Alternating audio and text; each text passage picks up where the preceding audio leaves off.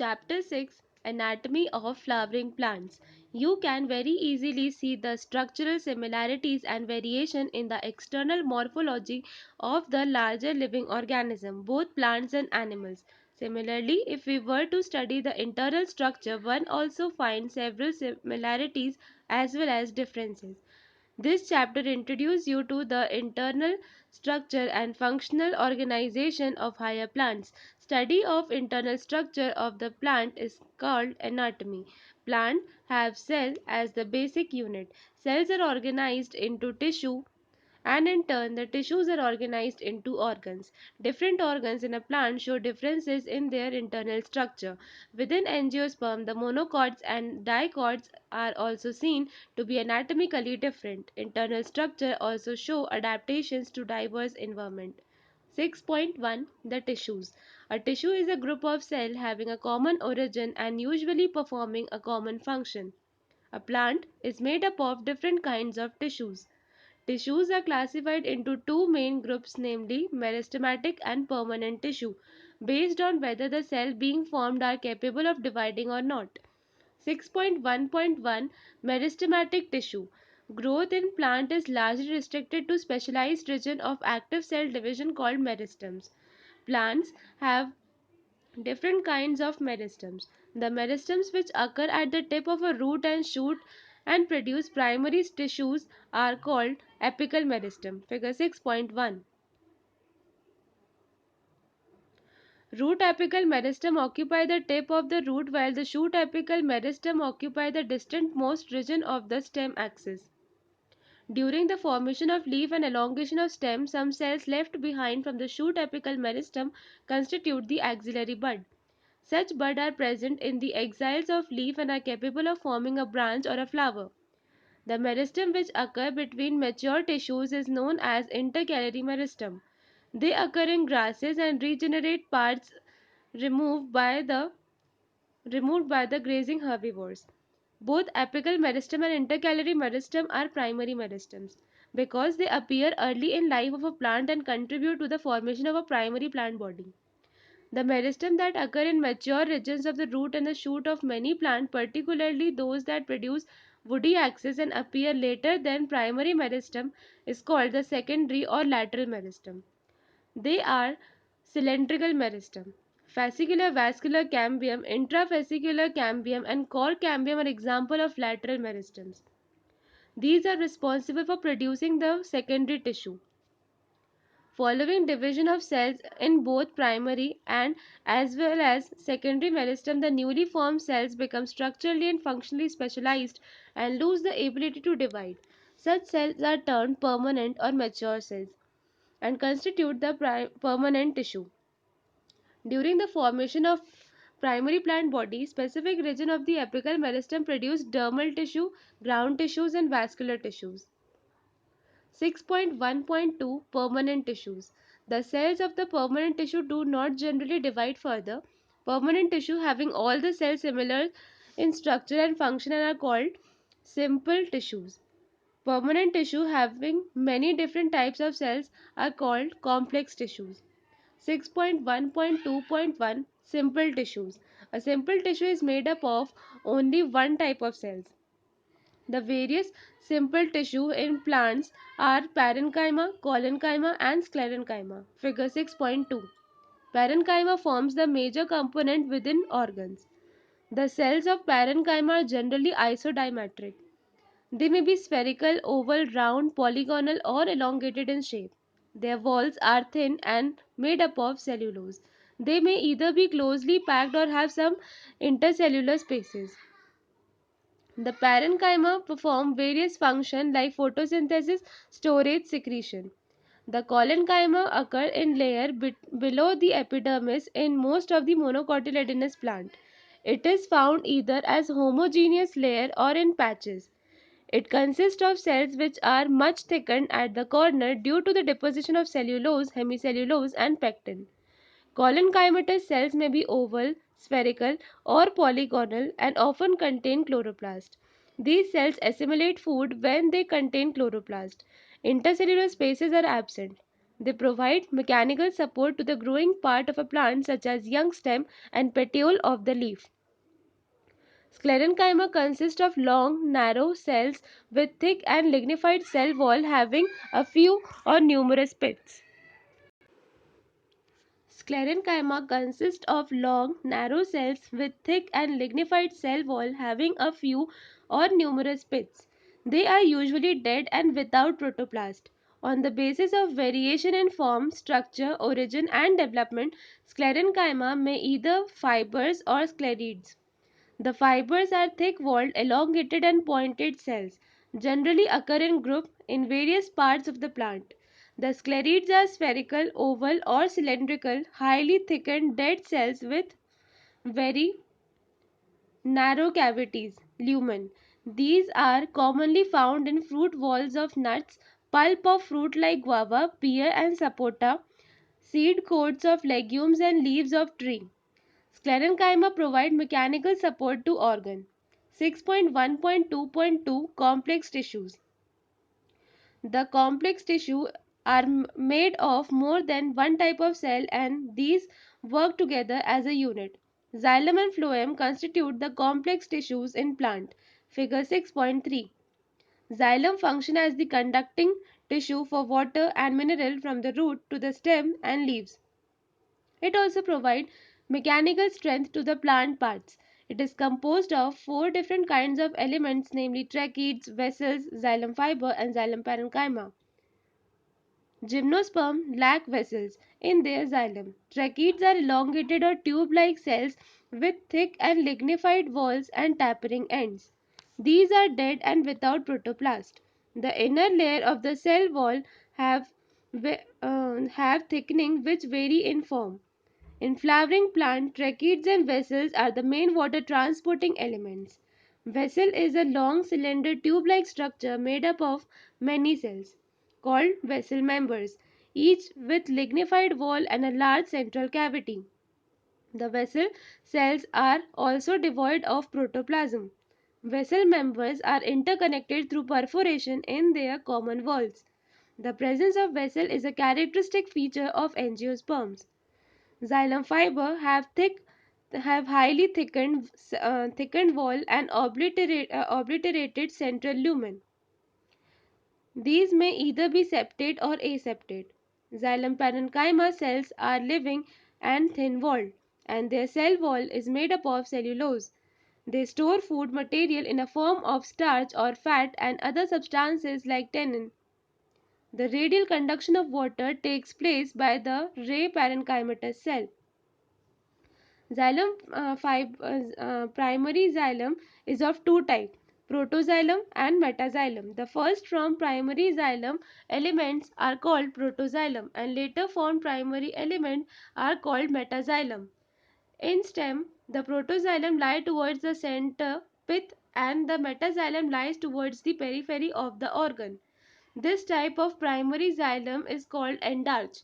In roots, the protoxylem lie towards periphery and metaxylem lie towards the center. Such arrangement of primary xylem is called exarch. Phloem transport food material usually from leaves to other part of the plant. Phloem in angiosperm is composed of sieve tube elements, companion cells, phloem parenchyma, and phloem fibers. Gymnosperm have albuminous cells and sieve cells. They lack sieve tubes and companion cells.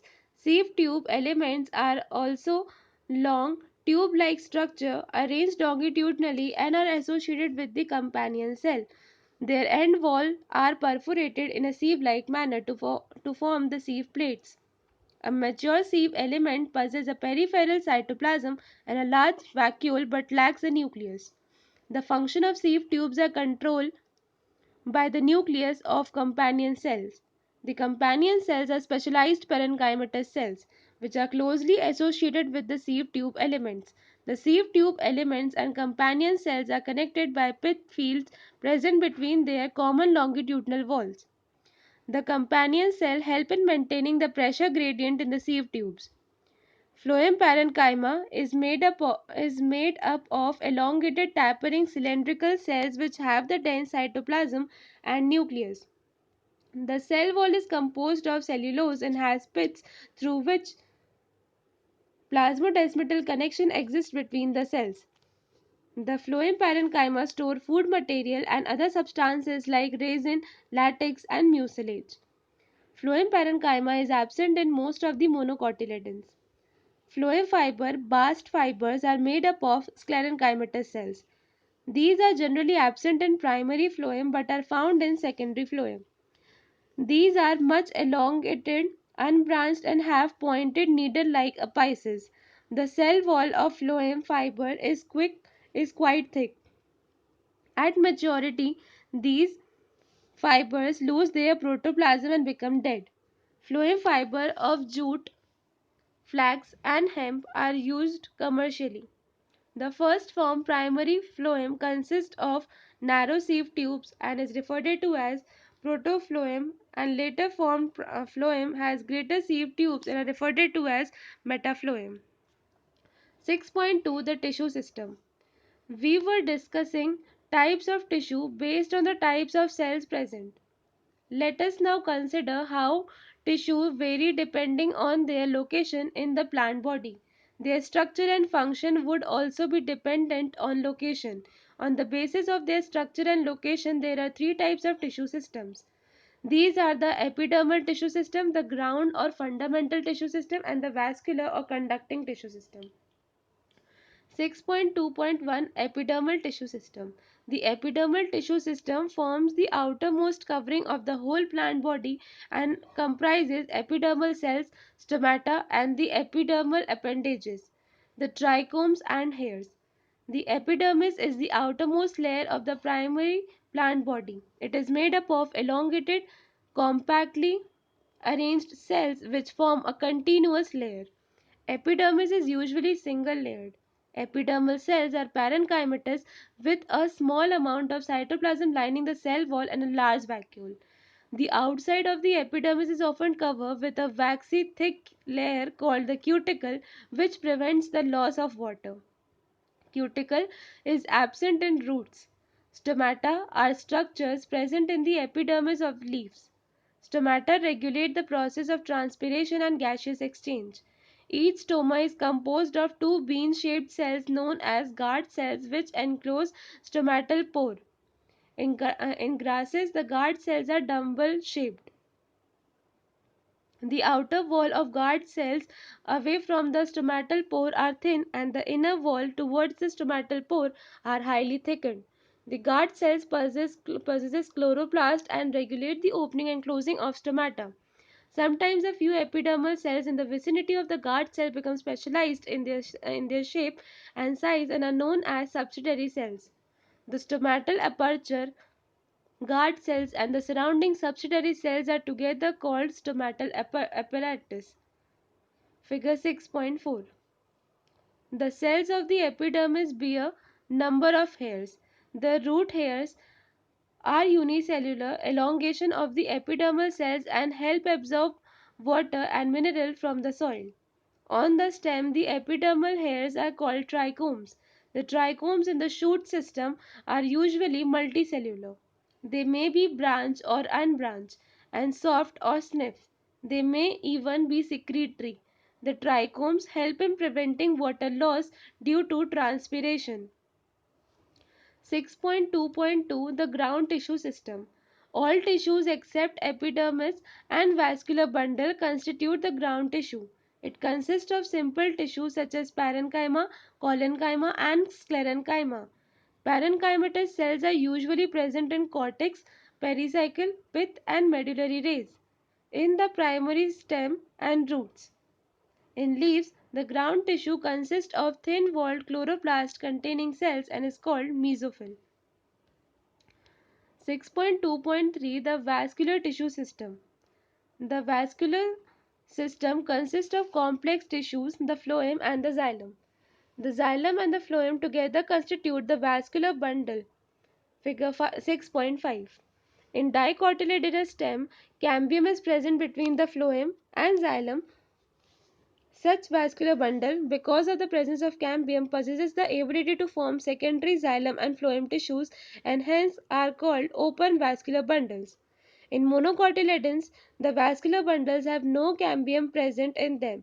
Hence, they do not form secondary tissue. They are referred to as closed. When xylem and phloem within a vascular bundle are arranged in an alternate manner along the different radii, the arrangement is called radial and such as in roots. In conjoint type of vascular bundle, the xylem and phloem are jointly situated along the same radii of vascular bundle. Such vascular bundle are common in stem and leaves.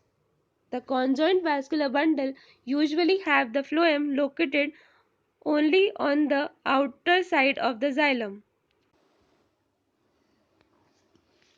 6.3 Anatomy of dicotyledonous and monocotyledonous plant. For a better understanding of tissue organization of roots, stems and leaves, it is convenient to study the transverse section of mature zones of these organs. 6.3.1 Dicotyledonous root. Look at the figure 6.6a. It shows the transverse section of a sunflower root. The internal tissue organization is as follows. The outermost layer is epiblemma. Many of the cells of epiblemma protrude in the form of unicellular root hairs. The cortex consists of several layers of thin-walled parenchyma cells with intercellular spaces. The innermost layer of the cortex is called endodermis. It comprises a single layer of barrel-shaped cells without any intercellular spaces. The tangential as well as radial walls of the endodermal cells have a deposition of water-impermeable waxy material suberin in a form of Casparian strips. Next to endodermis lies a few layers of thick-walled parenchymatous cells referred to as pericycle. Initiation of lateral roots and vascular cambium during the secondary growth takes place in these cells. The pith is small and inconspicuous. The parenchymatous cells which lie between the xylem and the phloem are called conjunctive tissue. These are usually 2 to 4 There are usually 2 to 4 xylem and phloem patches. Later, a cambium ring developed between the xylem and a phloem. All tissues on the inner side of the endodermis such as pericycle, vascular bundle and pith constitute the stele.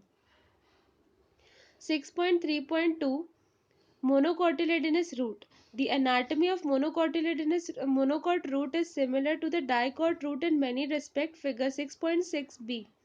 It has epidermis, cortex, endodermis, pericycle, vascular bundle and pith. As compared to dicot root which have fewer xylem bundle, there are usually more than 6 polyarch xylem bundle in monocot root. Pith is large and well developed. Monocotyledonous root do not undergo any secondary growth. 6.3.3 Dicotyledonous stem. A transverse section of a typical young dicotyledonous stem shows that the epidermis is the outermost protective layer of the stem. Figure 6.7a. Cover with a thin layer of cuticle. It may be a trichome and a few stomata. The cells arranged in multiple layers between epidermis and the pericycle constitute the cortex. It consists of three subzones. The outer hypodermis consists of few layers of collenchymatous cells just below the epidermis which provide mechanical strength to the young stem. Cortical layer below hypodermis consists of rounded, thin-walled parenchymatous cells with conspicuous intercellular spaces. The innermost layer of the cortex is called the endodermis. The cells of the endodermis are rich in starch grain and the layer is also referred to as starch sheath. Peri- pericycle is present on the inner side of the endodermis and above the phloem in the form of semilunar patches of sclerenchyma. In between the vascular bundle, there are few layers of radially placed parenchymatous cells, which constitute medullary rays. A large number of vascular bundles are arranged in a ring. The ring arrangement of vascular bundle is a characteristic of dicot stem. Each vascular bundle is conjoint, open and with enlarged protoxylem. A large number of rounded parenchymatous cells with large intercellular spaces which occupy the central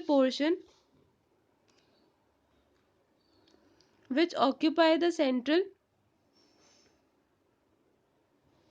portion of the stem constitute the pith. 6.3.4 Monocotyledonous stem.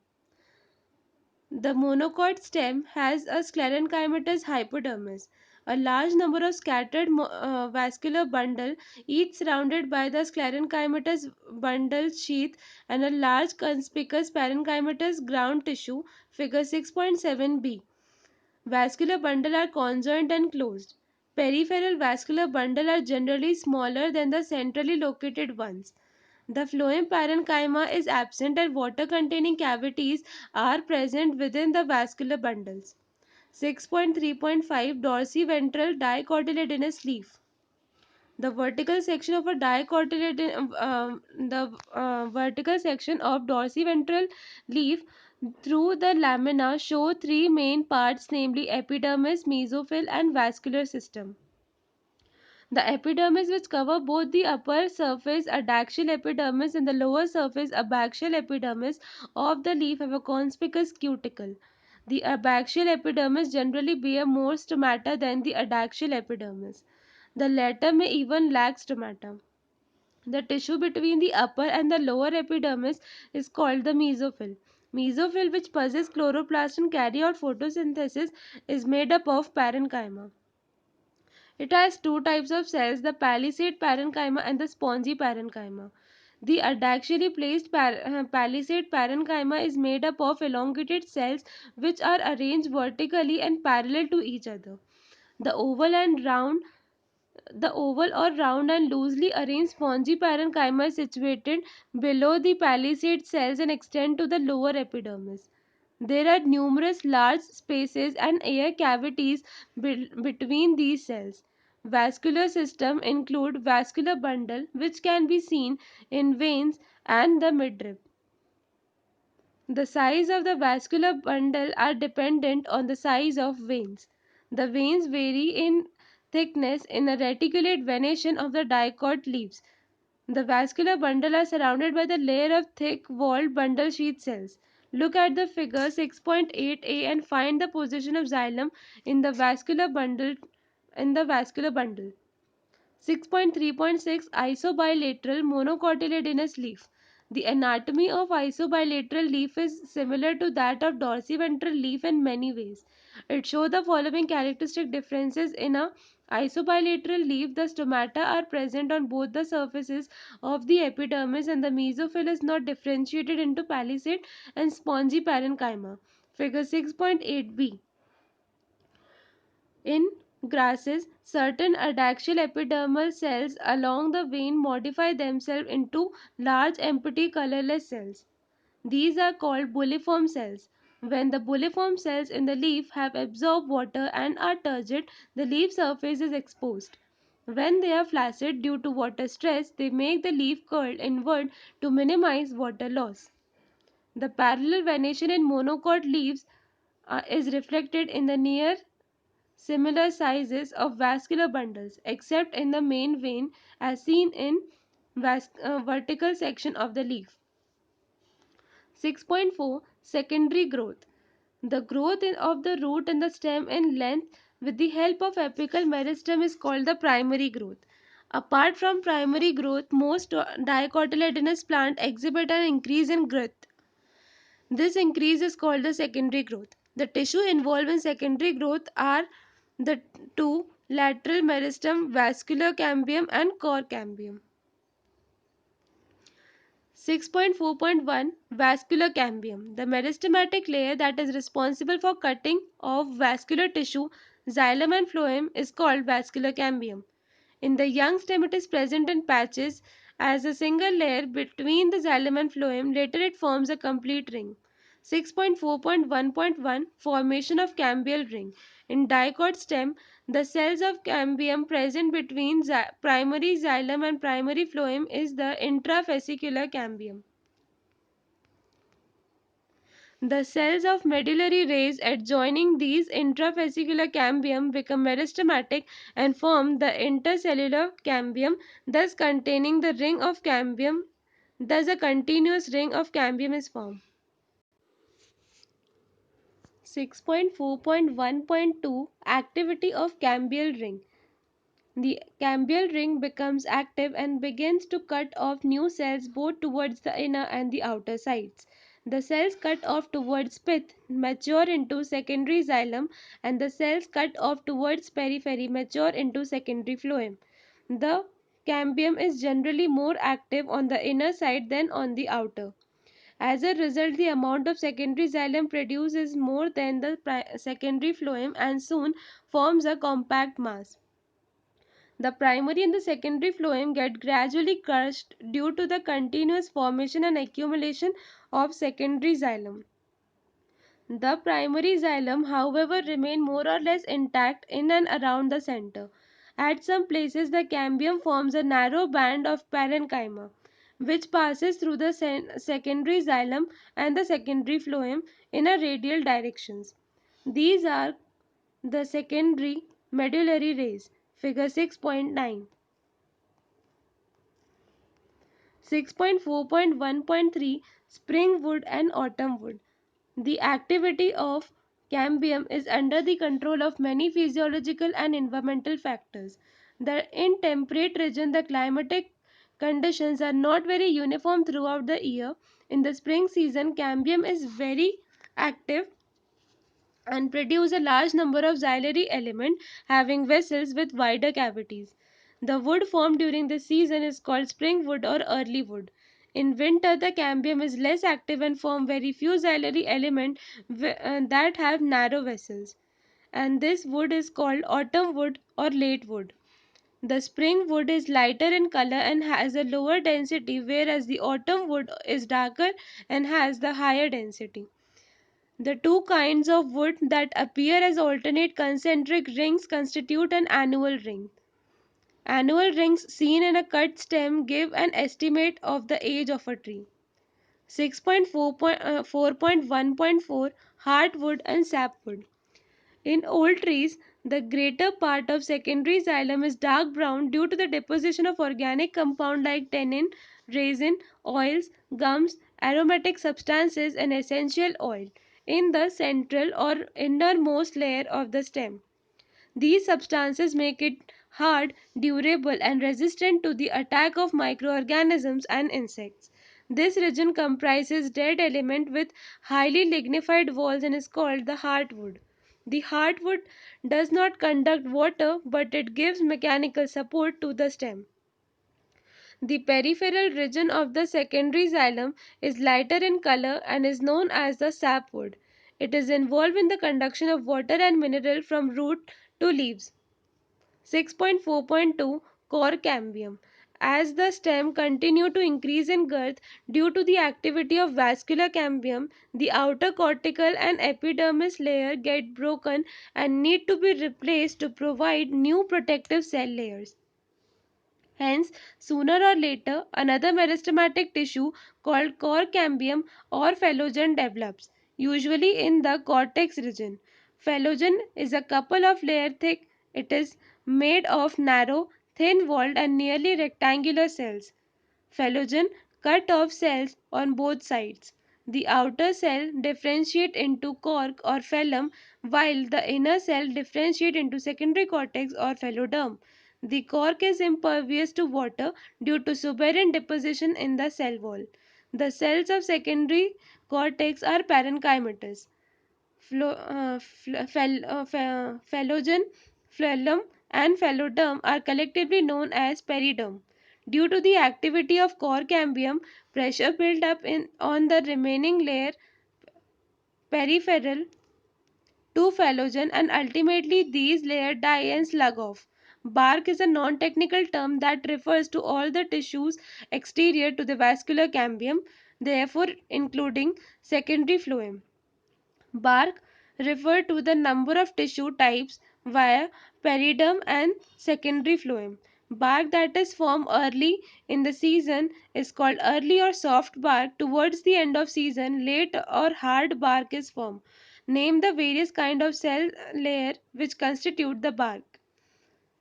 At certain region, the phylogen cut off closely arranged parenchymatous cells on the outer side instead of cork cells. These parenchymatous cells soon rupture the epidermis, forming a lens-shaped opening called lenticel. Lenticels permit the exchange of gases between the outer atmosphere and the internal tissue of the stem. These occur in most woody trees. Figure 6.10. 6.4.3 Secondary growth in roots. In the dicot root, the vascular cambium is completely secondary in origin. It originates from the tissue located just below the phloem bundle, a portion of pericycle tissue above the protoxylem, forming a complete and continuous wavy ring which later becomes circular. Figure 6.11. Further events are similar to those already described above for a dicotyledon stem. Secondary growth also occur in stem and roots of gymnosperms. However, secondary growth does not occur in monocotyledons.